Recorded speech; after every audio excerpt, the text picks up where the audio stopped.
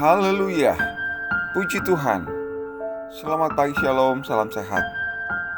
Syukur kalau kita ada sampai pagi ini.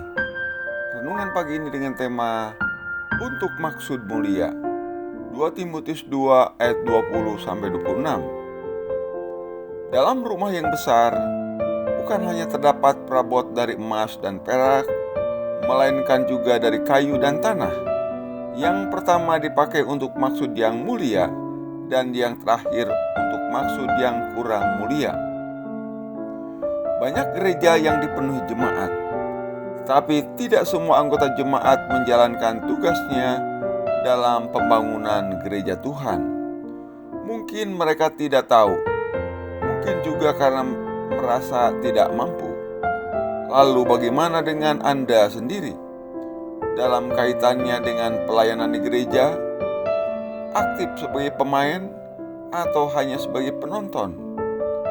Paulus menggunakan gambaran beraneka ragam perabot di dalam sebuah rumah yang dimanfaatkan untuk berbagai tujuan. Fungsi tiap perabot disesuaikan dengan keberadaannya. Gambaran ini memperlihatkan keberadaan orang-orang yang hidup berpadanan dengan kebenaran Allah sehingga berkenan di matanya.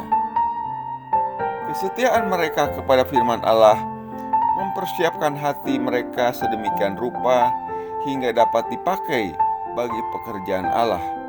Di samping itu, ada juga orang-orang yang tidak setia pada kebenaran firman Allah. Orang-orang semacam ini tidak menghargai Allah walau mereka sangat ingin terlibat dalam pelayanan.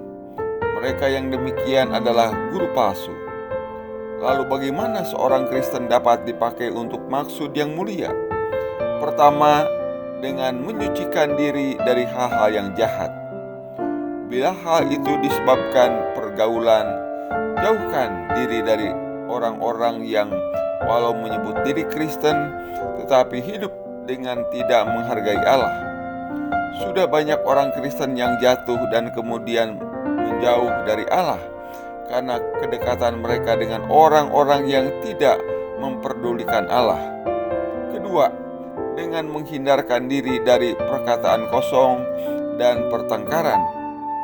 Ketiga, membimbing orang dengan sabar agar bertobat. Semua itu mungkin tidak mudah untuk dilakukan sekali langkah saja. Beberapa orang mungkin bisa dengan cepat melakukannya sekaligus. Orang yang lain mungkin perlu secara bertahap melakukannya dan dengan ketergantungan sungguh-sungguh kepada kuasa Roh Kudus.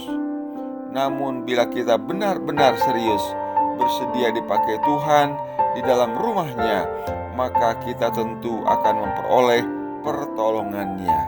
Puji Tuhan, biarlah kita sebagai alat Tuhan, kita mau dipakai oleh Tuhan menjadi alat yang berharga.